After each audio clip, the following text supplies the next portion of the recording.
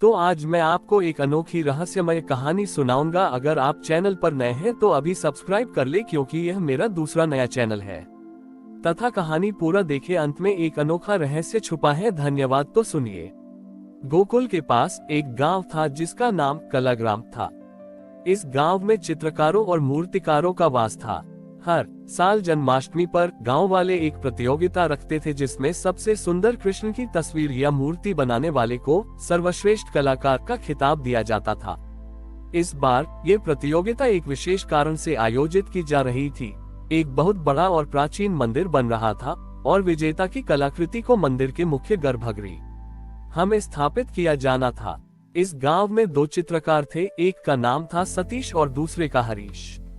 सतीश अपनी कला में बहुत निपुण था, लेकिन वह हमेशा अपनी कला को अपनी महानता का प्रतीक मानता था। उसे लगता था कि वह जो कुछ भी बनाता है वह सिर्फ उसकी मेहनत और हुनर की वजह से है। दूसरी ओर हरीश भी एक प्रतिभाशाली चित्रकार था, लेकिन वह बहुत विनम्र था। वह अपनी हर कलाकृति को कृष्ण के लिए एक प्रार्थना मानता था।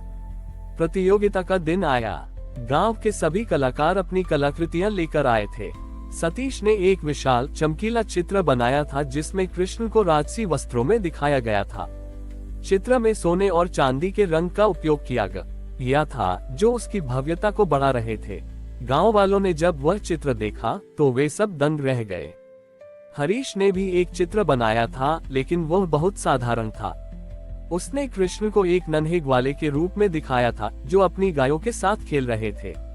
उनके चेहरे पर एक हल्की सी मुस्कान थी और उनके हाथ में एक साधारण सी बांसुरी थी। हरीश के चित्र में कोई भव्यता नहीं थी, लेकिन उसमें एक शांति और प्रेम का भाव था। जब प्रतियोगिता के निर्णायक मंडल ने दोनों चित्रों को देखा तो वे असमंजस में पड़ गए। सतीश का चित्र बहुत ही प्रभावशाली था, जबकि हरीश का चित्र हृदय को छूने वाला था। तभी गांव के सबसे पुराने और ज्ञानी पुजारी ने कहा, इन दोनों चित्रों को मंदिर के गर्भगृह में रखकर देखते हैं। कृष्ण स्वयं हमें बता देंगे कि उन्हें कौन सा चित्र पसंद है। रात को दोनों चित्रों को मंदिर में रखा गया। सतीश मन ही मन अपनी जीत का जश्न मना रहा था। उसे पूरा विश्वास था कि उसकी भव्य कलाकृति ही चुनी जाएगी। वहीं हरीश शांत मन से कृष्ण के भजन गा रहा था। सुबह जब मंदिर के द्वार खोले गए तो एक अद्भुत दृश्य था। सतीश का विशाल चित्र, जो कल तक अपनी भव्यता के लिए प्रसिद्ध था, अब फीका और बेरंग दिख रहा था। उसके सोने और चांदी के रंग मुरझा गए थे। वहीं हरीश का साधारण सा चित्र, जो कल तक शांत था, अब चमक रहा था। उसके रंगों में एक नई जान आ गई थी और कृष्ण के चेहरे पर की मुस्कान और भी जीवंत हो उठी थी। सभी गांव वाले ये देखकर हैरान रह गए। तब पुजारी ने कहा, ईश्वर को दिखावा नहीं बल्कि सच्ची भक्ति पसंद है। सतीश ने अपनी कला को अपनी बड़ाई के लिए बनाया, जबकि हरीश ने उसे प्रेम और समर्पण से बनाया। इसलिए कृष्ण ने हरीश के चित्र को चुना। सतीश को अपनी गलती का एहसास हुआ। उसने हरीश से माफी मांगी और अपनी कला के प्रति अपने घमंड को त्याग दिया। उस दिन से उसने ये प्रण लिया कि वह अपनी कला का उपयोग केवल ईश्वर की सेवा के लिए करेगा। ये जन्माष्टमी कलाग्राम के लोगों के लिए केवल एक त्योहार नहीं, बल्कि यह समझने का एक अवसर बन गई कि सच्ची कला का मूल यह उसकी भव्यता में नहीं, बल्कि उसे बनाने वाले के हृदय की शुद्धता और प्रेम में होता है। हरीश का चित्र मंदिर के गर्भगृह में स्थापित हो चुका था और उसकी प्रसिद्धि दूर दूर तक फैल गई थी। गांव के लोग अब हरीश को केवल एक चित्रकार नहीं, बल्कि एक सच्चा भक्त मानने लगे थे। वहीं सतीश, जिसने अपने घमंड को त्याग दिया था, अब हरीश का शिष्य बन गया। वह हरीश से सीखने लगा कि कला केवल हाथों से नहीं, बल्कि हृदय से कैसे बनाई जाती है। एक साल बाद जन्माष्टमी फिर से आने वाली थी। इस बार गांव के मुखिया ने एक और नई परंपरा शुरू करने का फैसला किया। उन्होंने कहा कि इस बार कोई प्रतियोगिता नहीं होगी, बल्कि गांव के सभी कलाकार मिलकर एक विशाल चित्र बनाएंगे, जिसमें कृष्ण के जीवन के विभिन्न पहलुओं को दर्शाया जाएगा। इस चित्र का नाम जीवन सार रखा गया। सतीश को इस परियोजना का हिस्सा बनने का मौका मिला, लेकिन उसके मन में अभी भी थोड़ी हिचकिचाहट थी। वह सोच रहा था कि क्या वह इस महान कार्य में अपना योगदान दे पाएगा। हरीश ने सतीश के मन का बड़ी ही बात जान ली। उसने सतीश से कहा, सतीश, तुम अब अकेले नहीं हो। हम सब मिलकर कृष्ण की सेवा कर रहे हैं। अपनी पिछली गलतियों को भूल जाओ और प्रेम के रंग से इस चित्र को भरो। सतीश ने हरीश की बात सुनी और पूरे मन से काम में लग गया। जब वह चित्र बना रहा था तो उसे अपने पुराने घमंड का एहसास हुआ। उसने हरीश से पूछा, तुम मुझसे इतने अच्छे क्यों हो? हरीश ने मुस्कुराते हुए जवाब दिया, मैं तुमसे अच्छा नहीं हूँ, बस मेरा प्रेम तुमसे ज्यादा है। दोनों ने मिलकर काम किया। हरीश ने कृष्ण के बचपन की शरारतें चित्रित की, जिसमें वह माखन चुराते और ग्वालों के साथ खेलते थे। सतीश ने कृष्ण के जीवन के गंभीर पहलुओं को चित्रित की, या जिसमें वह अर्जुन को गीता का उपदेश देते हैं और दुष्टों का संहार करते हैं। इस बार सतीश ने अपने चित्र में कोई महंगा रंग इस्तेमाल नहीं किया, बल्कि उसने साधारण रंगों को इस तरह से मिलाया कि वे जीवंत हो उठे। जब जीवन सार चित्र बनकर तैयार हुआ तो वह अद्भुत था। उसमें कृष्ण के जीवन का हर रंग झलक रहा था। वह केवल एक चित्र नहीं, बल्कि भक्ति, प्रेम और जीवन का सार था। गांव वालों ने जब ये चित्र देखा तो उनकी आंखों से आंसू बहने लगे। जन्माष्टमी की रात जब इस चित्र को गांव के बीच में स्थापित किया गया तो एक और चमत्कार हुआ। चित्र में बने कृष्ण के मुख से एक मधुर बांसुरी की धुन निकलने लगी। ये धुन इतनी प्यारी थी कि पूरा गांव झूमने लगा। सतीश ने उस धुन को सुना और उसका हृदय पूरी तरह से बदल गया। उसे एहसास हुआ कि सच्ची कला और भक्ति में कोई भेद नहीं होता।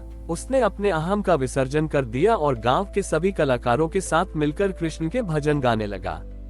उस दिन से कलाग्राम में जन्माष्टमी का त्योहार केवल कृष्ण के जन्म का नहीं, बल्कि हर कलाकार के हृदय में प्रेम और समर्पण के जन्म का प्रतीक बन गया। सतीश के हृदय परिवर्तन और जीवन सार चित्र की सफलता के बाद कलाग्राम में हर तरफ प्रेम और भक्ति का माहौल छा गया था। लेकिन हर नई शुरुआत के साथ एक नई चुनौती भी आती है। गांव में एक नया व्यापारी आया जिसका नाम था धर्मराज। वह बहुत चालाक और पैसे का लोभी था। जब उसने जीवन सार चित्र के चमत्कार के बारे में तो उसने सोचा कि वह इस कला का उपयोग पैसा कमाने के लिए कर सकता है। उसने गांव के मुखिया से मिलकर कहा, आप इस अद्भुत चित्र को लोगों को देखने के लिए बेच सकते हैं। जो भी इसे देखेगा वह पैसे देगा और उस पैसे से गांव का भला होगा। गांव के कुछ लोग धर्मराज की बातों में आ गए। उन्हें लगा कि इससे गांव की गरीबी दूर हो सकती है। लेकिन हरीश और सतीश को यह विचार बिल्कुल पसंद नहीं आया। उन्होंने कहा, हमारी कला कृष्ण की सेवा के लिए है, न कि पैसे कमाने के लिए। लेकिन धर्मराज ने गांव वालों को बहकाया और कहा कि वे केवल मूर्ख हैं जो इस अवसर को हाथ से जाने दे रहे हैं। गांव वालों ने अंत में धर्मराज की बात मान ली और जीवन सार चित्र को एक बड़े कक्ष में रखकर उसे देखने के लिए पैसे वसूलने लगे। शुरुआत में तो सब कुछ ठीक चला। लोग दूर दूर से चित्र को देखने आते और पैसे देकर जाते। लेकिन धीरे धीरे उस चित्र की चमक फीकी पड़ने लगी। उसकी धुन भी अब सुनाई नहीं देती थी। गांव में फिर से निराशा और उदासी छाने लगी। एक दिन एक गरीब बच्चा जो पैरों से चल नहीं सकता था उस कक्ष के बाहर खड़ा था। उसके पास पैसे नहीं थे, लेकिन वह उस चित्र को देखने के लिए बहुत उत्सुक था। धर्मराज ने उसे अंदर जाने से मना कर दिया। बच्चा निराश होकर रोने लगा। हरीश और सतीश ने जब ये देखा तो उनका दिल टूट गया।